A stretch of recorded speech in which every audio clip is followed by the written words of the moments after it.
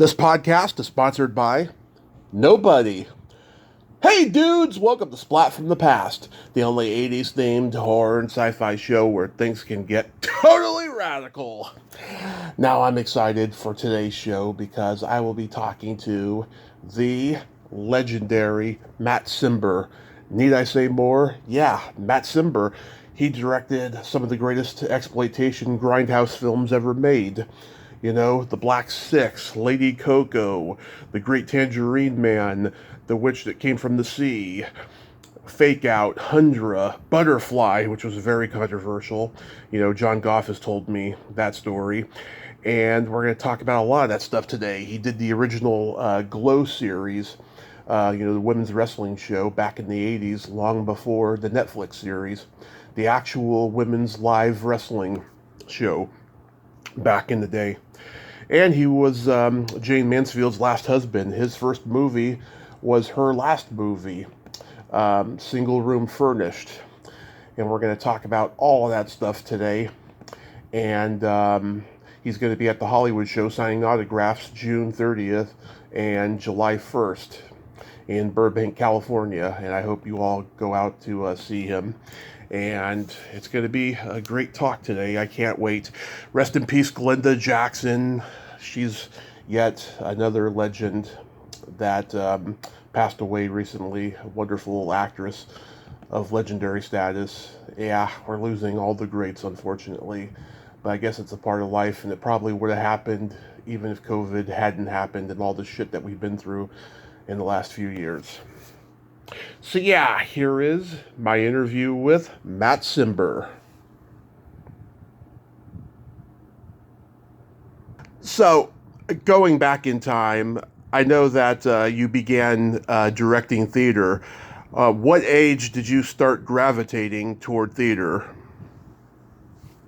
About 14. Yeah. 13 or 14. And what sparked your interest in theater? Yes, I've been studying at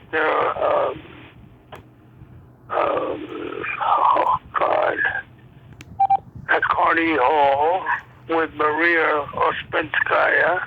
Mm-hmm. And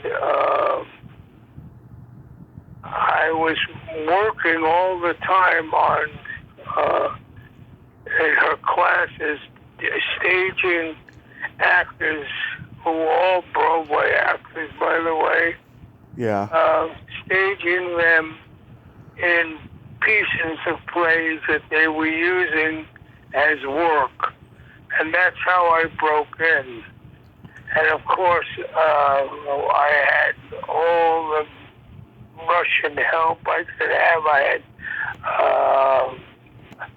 oh my God, I can't think of his name now. Mm-hmm. One of the great Russian teachers who had come over. He was there for a year, and then he went to Hollywood to work on coaching. But I can't think of his name. I'm sorry. Oh, that's perfectly fine. So you start directing off-Broadway plays, you get success, and then you meet Jane Mansfield when you were doing a revival of Bus Stop. Exactly, yes. I was doing a revival of Bus Stop, which was set up by her agents. And it was very successful because she did 20 weeks of it, and it really went very well. Yeah, did she encourage you to pursue film? Yes, she was the one who told me, she was obviously very impressed with me, but we were not involved in a personal relationship. Right. She invited me to come to California, stay at her home, her magnificent home, as a guest, and see my way around Hollywood. She would take me to 20th Century Fox, and that was the greatest teaching experience I think anybody could have, because she went there, she introduced me to the costume department, the editing department, every major department on the lot. Wow, that is fantastic. Yeah, but because she was so well loved and liked by everybody, just everybody, the executives, the working people, she just had this aura of attachment that people just adored her. So when she went in and said, look, I went to the camera department, she said, please take him along, teach him everything you know about cameras.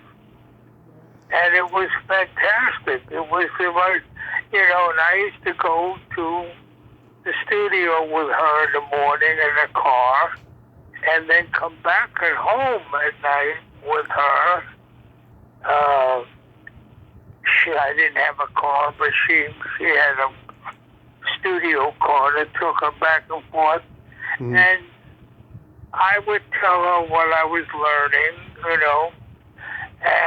but she was so popular on the lot, Yeah. It was amazing.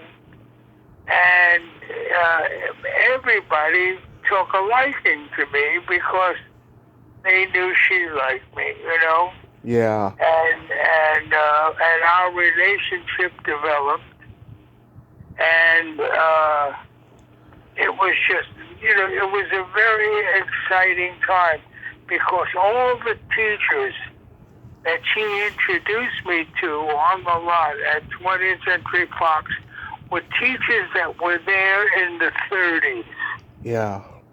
They were in the height of film time, Yeah. And they just knew everything. They were so, they went out of their ways to teach me everything. I was right behind them when they were working, I don't know how many different projects, Yeah. One of them, they even took me on a trip up north to the state of Washington with Marilyn Monroe and the actor, what's his name? They did a fabulous film on the water, and there was an old Western type film. I can't think of the name of it.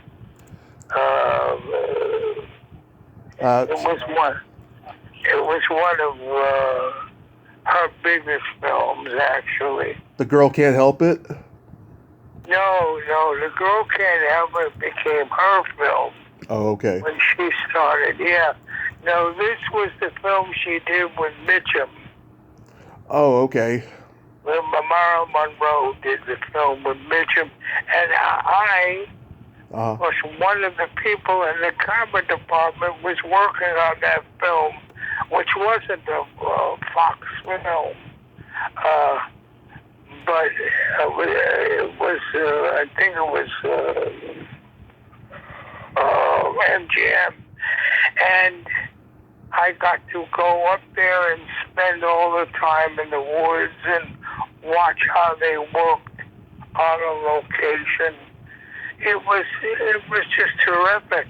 And eventually, when I came to make Hundra, yeah, there was so much I had learned.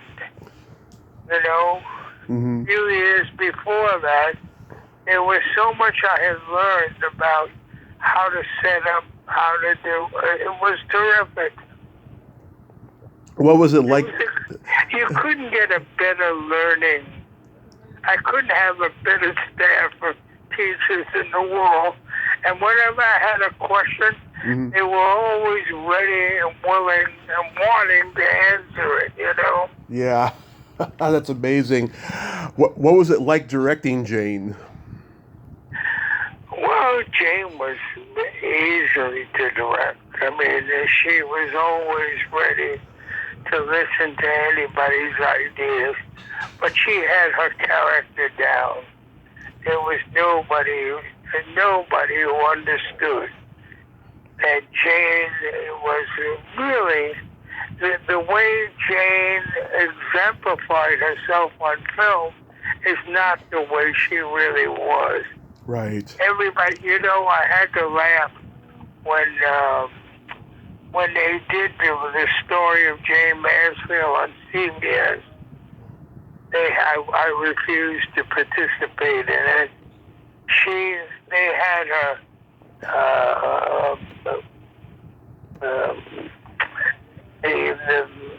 the Greek actor, what's his name? Not Greek, but he's American. Telly Savalas. And yeah. We were making a film at the Riviera, and we said, let's take the time off. We'd go off to my suite, and we'd sit and we watch this film on Jane, because he knew Jane very well also. Right. And we sat down, and in the opening scene, she came in and she went, "Hi, I'm Jane Mansfield. I want to be a star." Oh. that was not Jane at all. What they did, they portrayed her life like she appeared on the screen. Yeah. They never played the true Jane, Yeah. It was all a facade, courtesy of the movie studio. Yeah. How did you come to find the now legendary cinematographer Laszlo Kovacs for Single Room Furnished? Laszlo was a fantastic cinematographer. I was one of the first films that he made in America. And as soon as I worked with him, I told everybody, this guy is headed. And of course, what's her name?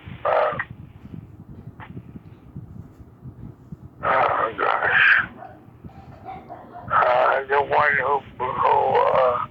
the great actress who was a singer, she grabbed him up and had him come and work for her. Barbra Streisand. Barbra Streisand, exactly right. And Streisand scooped him up, and he was phenomenal, just phenomenal. Yeah, we did a lot of interesting stuff on that film. If you look at that film and forget that it's Jane Mansfield, and see how, there were so many things in it that were fabulous, just fabulous. Yeah, I'm a huge fan of The Black Six. I think it's a fun, clever movie. What gave you the incentive to cast football players? That was the image at the time. I needed 6 black, believable characters. I went to a very famous prep school, and one of the projects at the prep school was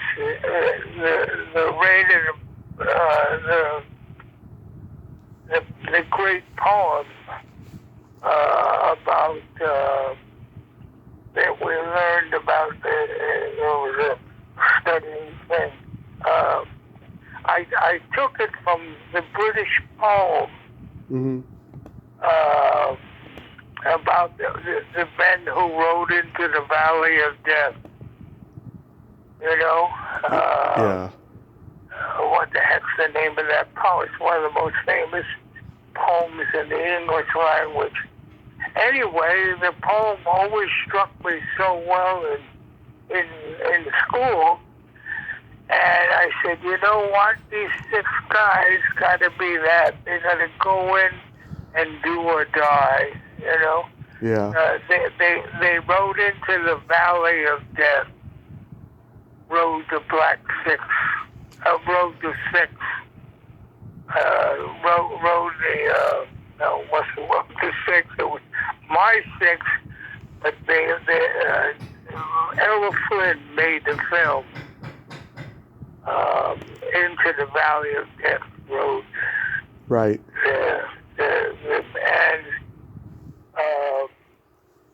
And so I took that and used that as the basis of the film. And so I needed guys that you would believe who could really do the things that I asked them to do. And they were just very He-manish. Yeah. And they were terrific guys.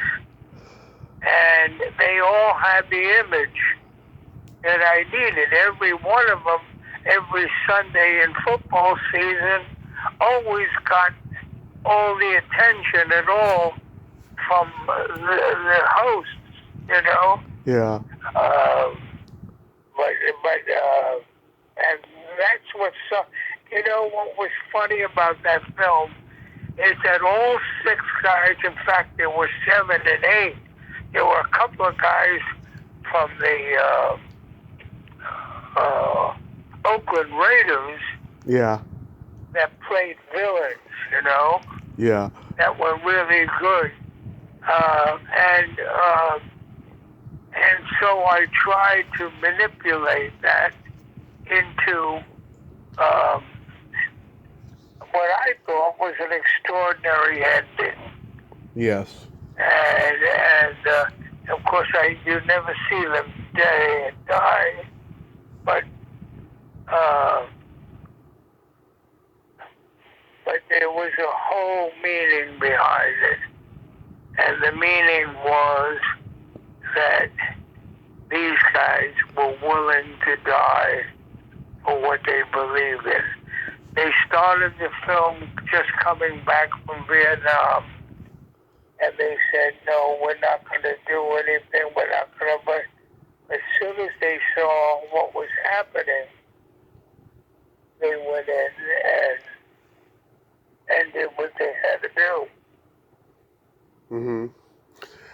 Then you do the Candy Tangerine Man, another great movie. You based the Baron on a real pimp you knew, right? No. Oh. No. No, he was an adventure.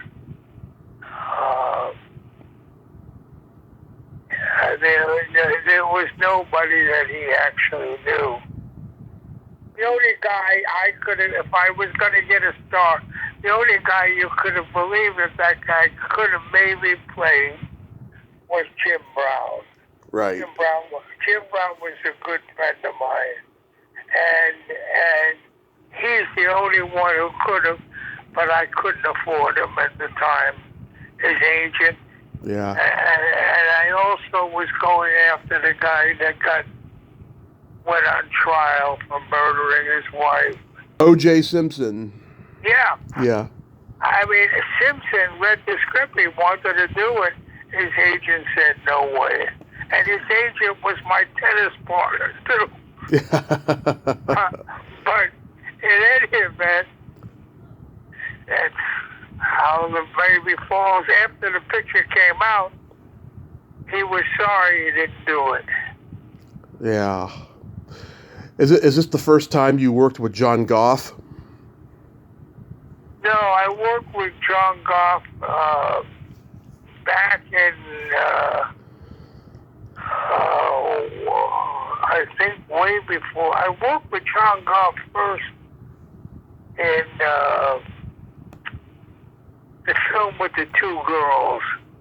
The two girls who, that film never got a lot of play in the United States. But every year that I go to Europe, Mm-hmm. it's in some kind of festival. The Europeans fell in love with that film. It was about two girls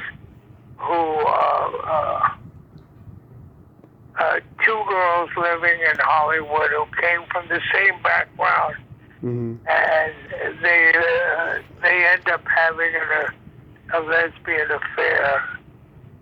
and that breaks up the relationship. Gemini Affair. Gemini Affair, yeah. That's a great movie. That was, it's a terrific film, you know? Yeah. Every time I go to do another film in Europe, I'd see a festival, and everybody was asking me about that film. And I couldn't believe it because it never took off in this country. Well, it did play in a theater, a small theater in Greenwich Village. It played for like a year and a half. It went on and on and on. The gays loved it. But in Europe, it was enormously successful. But that's just the way the needle falls, you know? Oh, yeah. I talked to Marta Kristen a few months ago. She's a great lady. Well, that's the girl from Gemini Affair. Gemini Affair, yeah. Yeah. She's going to be in this thing that I'm going to. The Hollywood Show. What's that? The Hollywood Show. I'm going to some affair at the Marriott Hotel. The Hollywood Show. It's all directors. And then you do Lady Coco. How did Lola Falana get cast as Lady Coco? Lady Coco, well, that was Lola Falana. Right. Lola Falana was terrific. That film was financed by what's his name? The great actor, the great black actor that was close to Frank Sinatra. Sammy Davis Jr. Yeah. Yeah. Sammy and his marriage put up the money. He was her manager, and she was making at that time $90,000 a week in Las Vegas as a headliner, and he said she needs a movie. And he asked me if I would write a movie for her. We put it together, and that's what we did. And what's his name?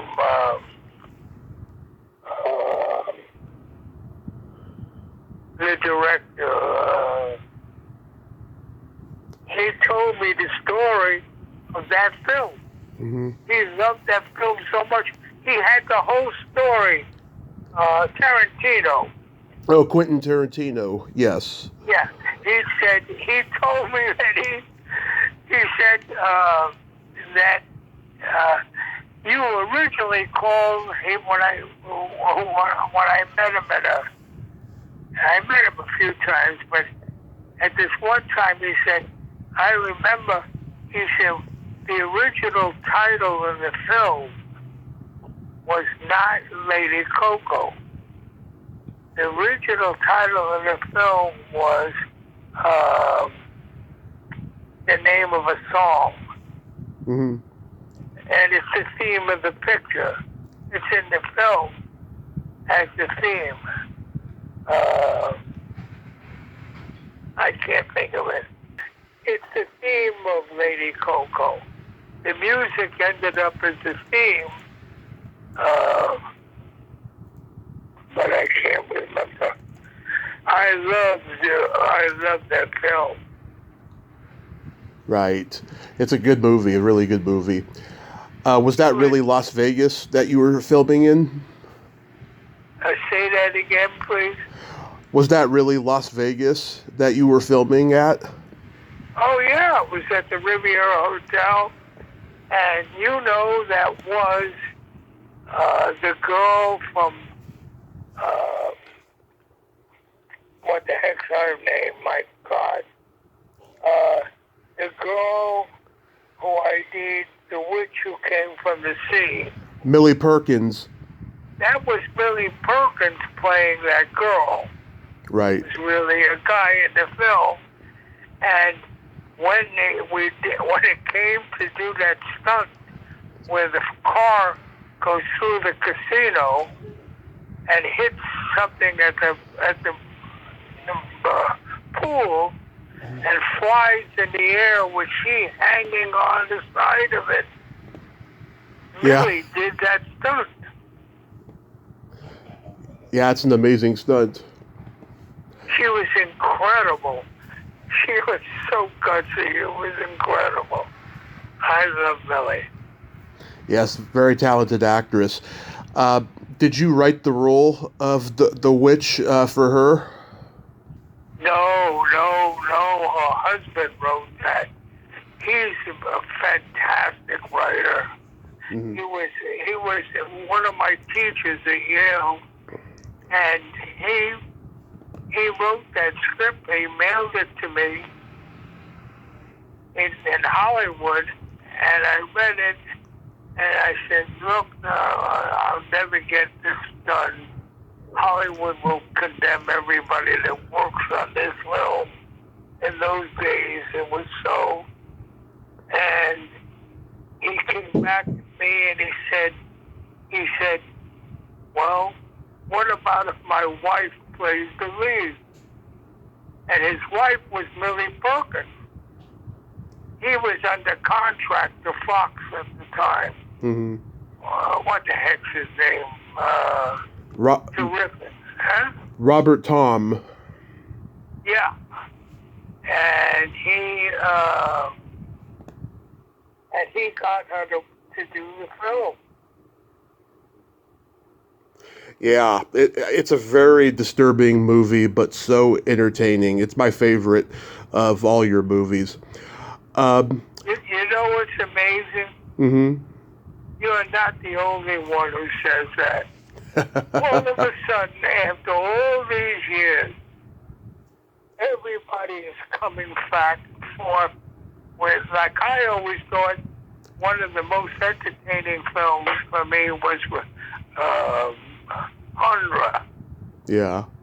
But now everybody, I mean, I have students when I go to talk at a festival or whatever. I have students who come up to me, 18, 19, 20 years old, 21-year-old students who come in and say and ask me about the witch who came from the sea. It really is amazing what that film has done, because when it first came out, it got condemned. Yeah. And it was condemned by the British. Huh. And then a few years back, more than a few years, about 10 years ago, I gave them the rights to do a DVD. Right. And they came at me, and they got the British government to write me a letter saying that we apologize for our treatment of your film. Oh. Came out. This was the biggest thing that ever happened to me. You know? Yeah. And, you know, they said that film was so real and so incredibly done and artistically done. It was terrific. No, but he wrote the script. What's his name again? Oh, Robert Tom. Robert, yeah. Robert wrote the script. And when he sent it to me, I made a lot of changes, but that's normal with the director, you know? Yeah. But I have to tell you, you know how many countries came at me? I mean, including England and Holland and Germany.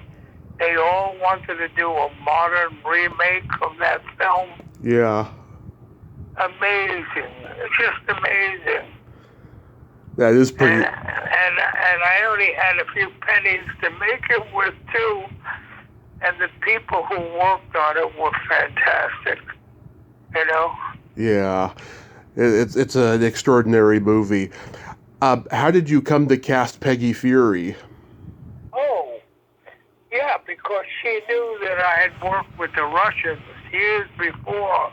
Mm-hmm. I mean, the Russians were the ones who trained me. If I wish I could think of all the great, one Russian,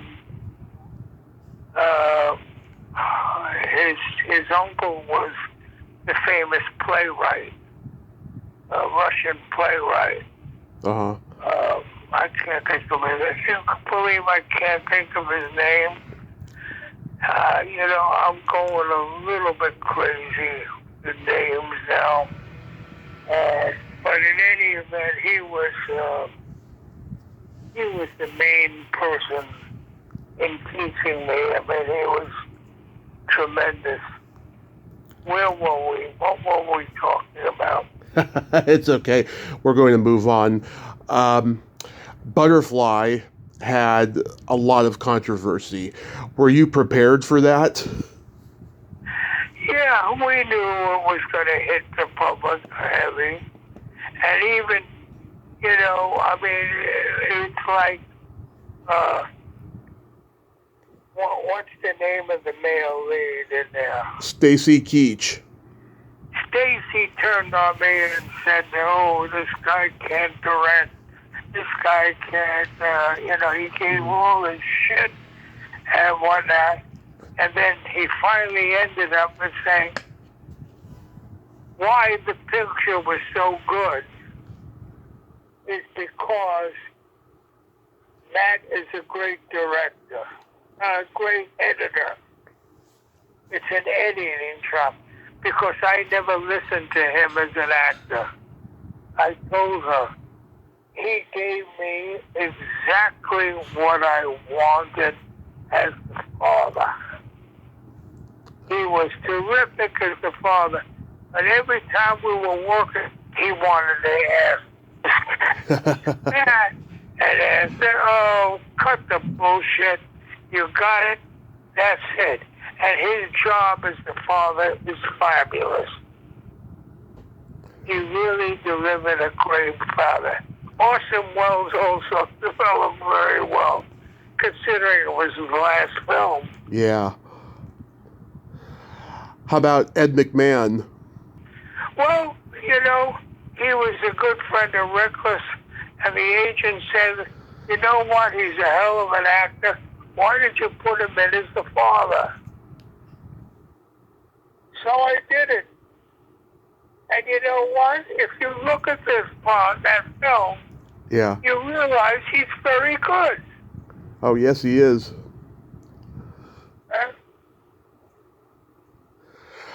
How about working with Stuart Whitman? Whitman was one of these guys that always felt he was a gigantic star, and nobody treated him like one. And I guess when he looked at the film, you know, he could have played the father. Yeah. And I think that kind of, I mean, he did a terrific job as the priest, as the parson. I thought he was very good. You know what's funny? Uh-huh. I always cast an actor that I think would be right in his own personality. And I have to tell you something. Mm-hmm. The same goes for Stacy. Stacy was the father. He played that role so well. And you know, I told Peter a long time ago, Mm-hmm. it's going to be many years before people come back and say, you know what? That's a terrific film. Yeah. And if you ever read the review that Variety wrote on it, Variety's review was sensational. Mm-hmm. And when I opened the film picture in Cannes, every major American critic came up to me after that film and told me how much they loved it. And when it opened in New York, it didn't do so badly by the New York Times. But when it came to heady, bullshitty Hollywood, they went fucking bananas because she was the wife. But she did a very good job in that picture. I mean, I had to push her, granted, but I have to tell you, I think she did very well, and she was very believable. I agree. You worked with Pia again on Fake Out.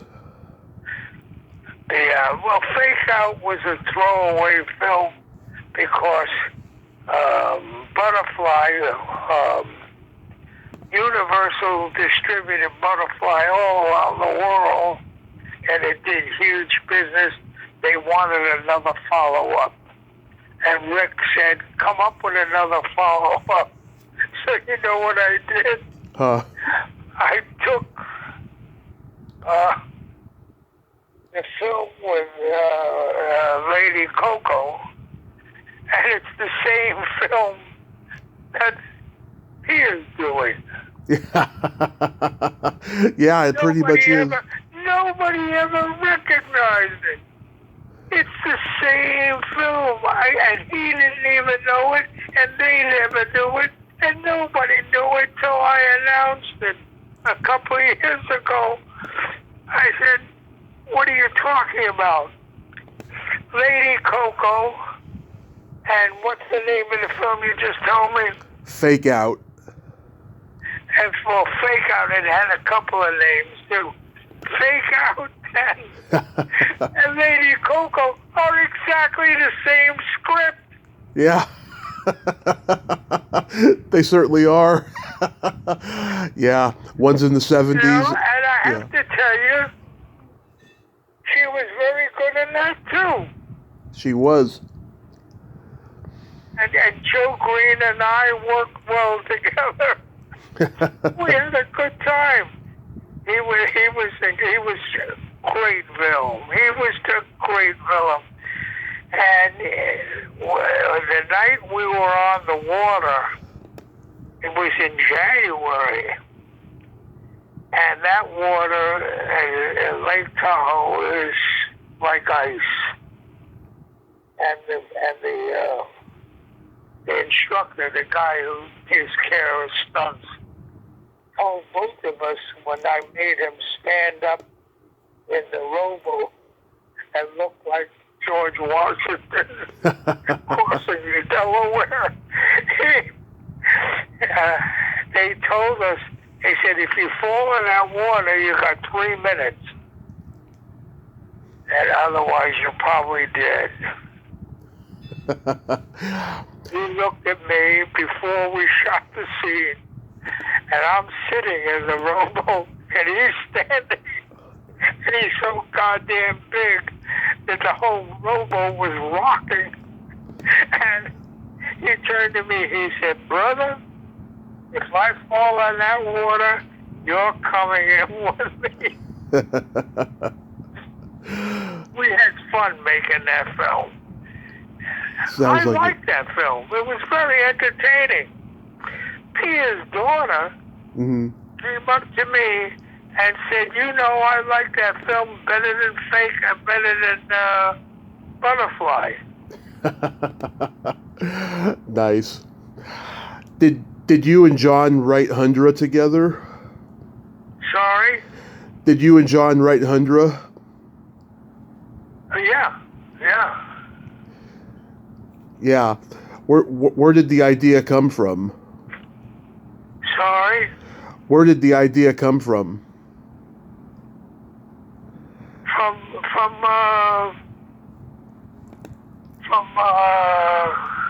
the black film. Okay. You mean, where did the original idea come from, the black film? Yeah. It was a play I saw on Broadway. I saw a play on Broadway. And that was the theme of the play. That's what it was about. And I just lifted it and changed it. John reworked it, and that's it. Yeah. How did you find Laureen Landon? Well, I found Laureen on the lot at MGM. She had a hit film running across the country, a terrific film where she played a lady wrestler. Mm-hmm. What the hell was it called? And what's his name? The guy who plays the detective on television. He was the lead in it. And they had two girls who were wrestlers, and he was their manager. What the heck was the name of that film?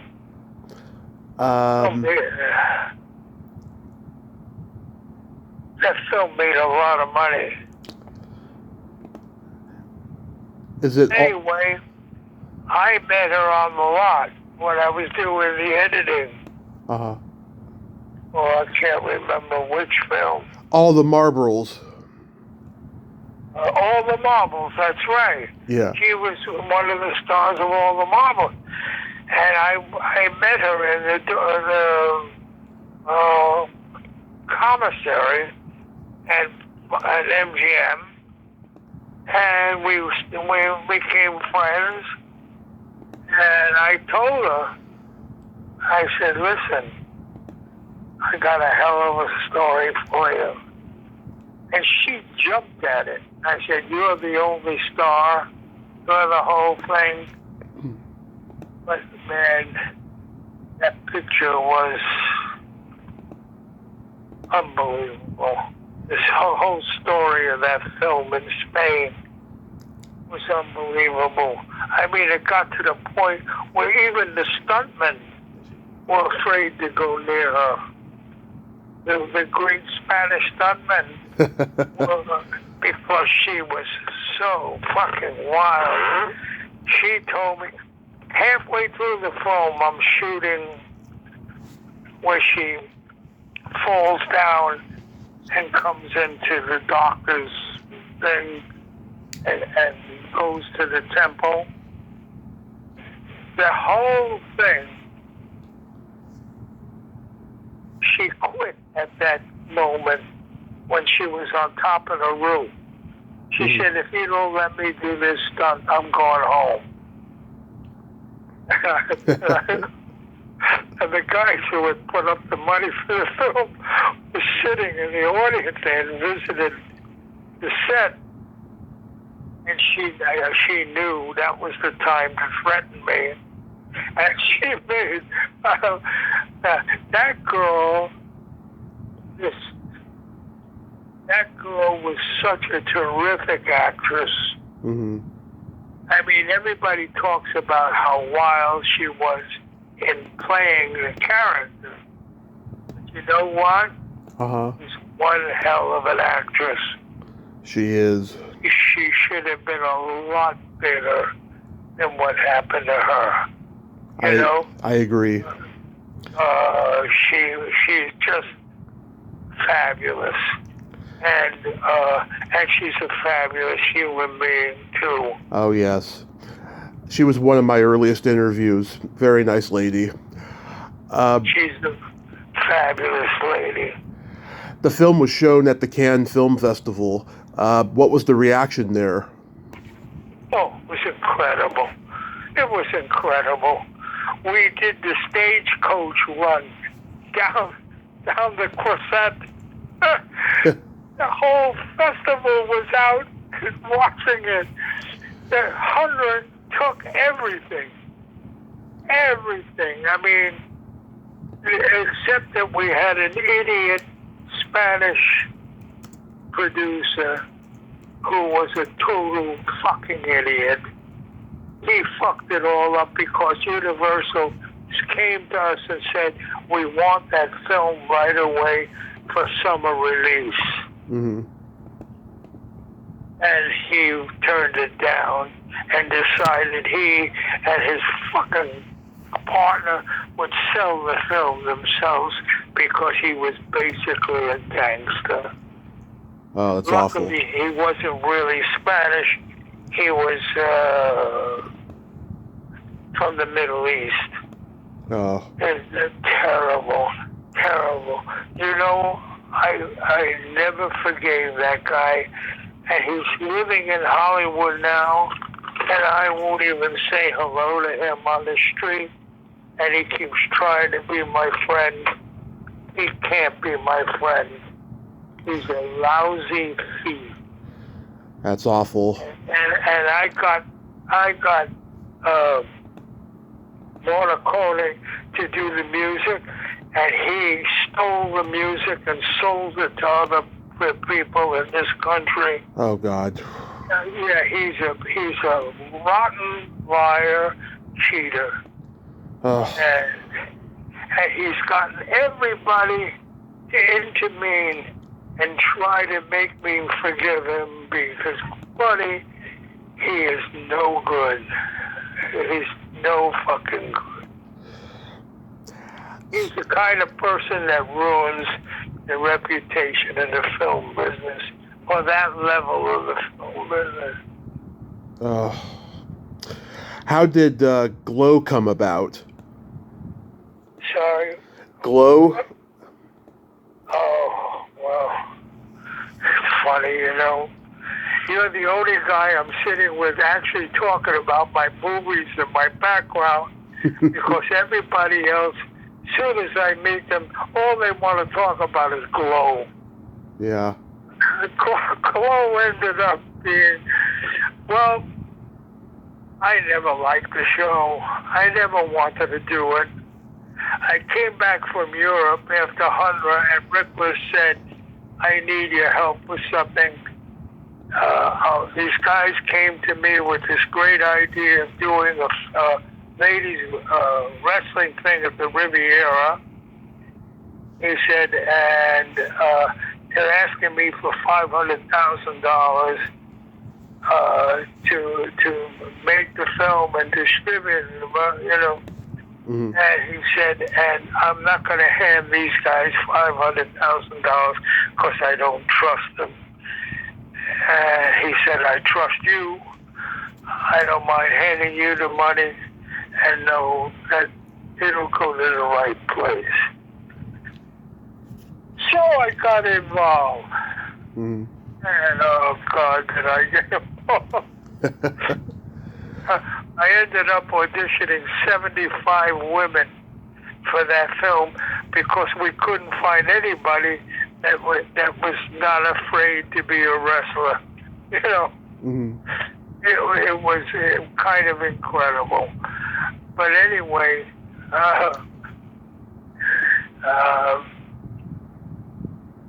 I mean,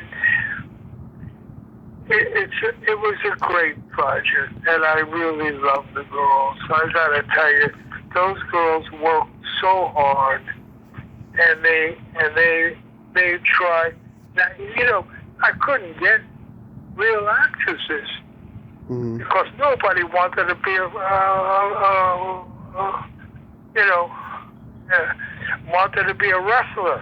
You know, everybody thought when that show opened that this was about mud wrestling. You know, Right. I mean, it was stupid, and nobody, even those people connected to the show, didn't realize that it was the humor in the show that was an enormous success.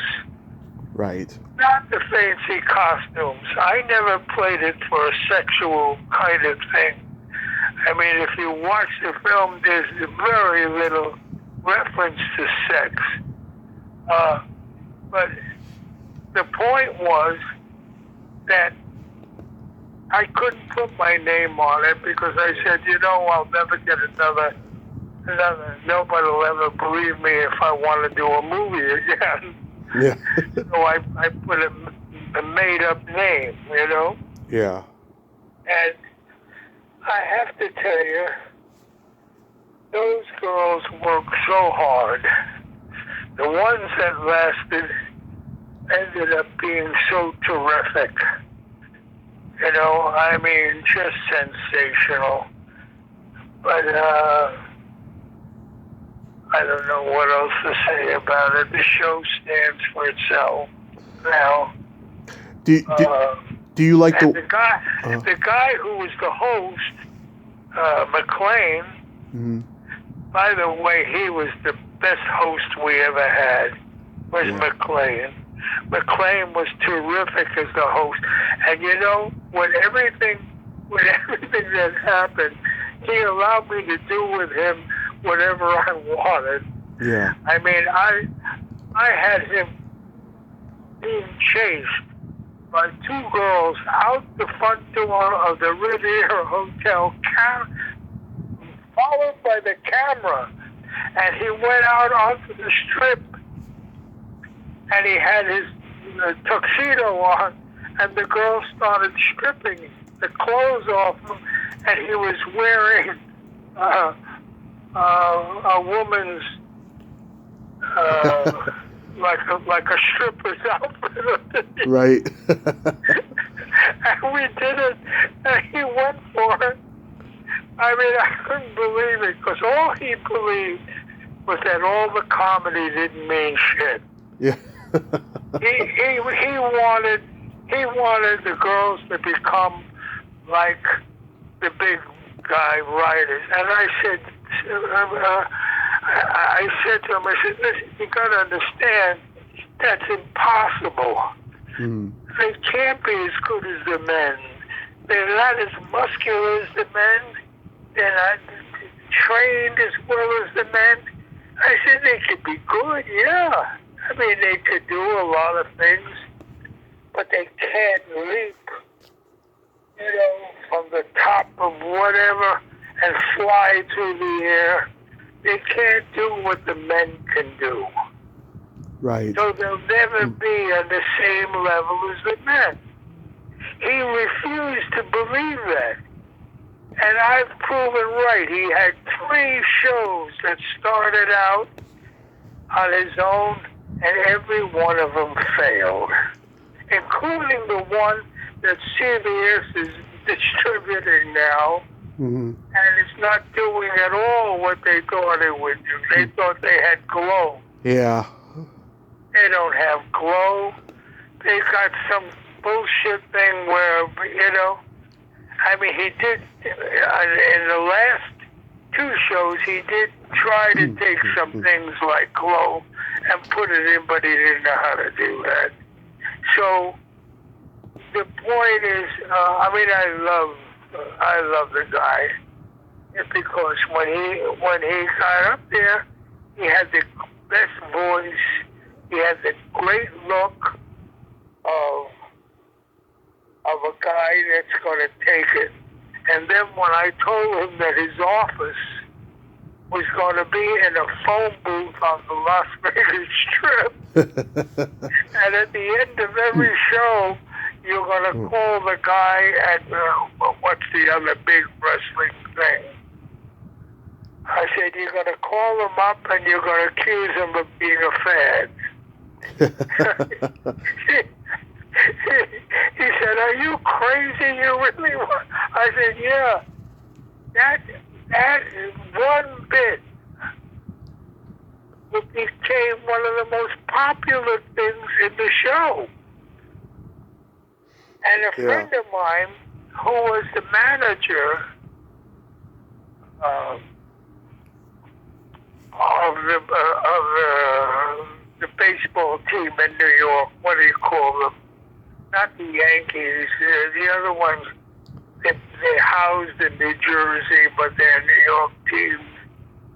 He won the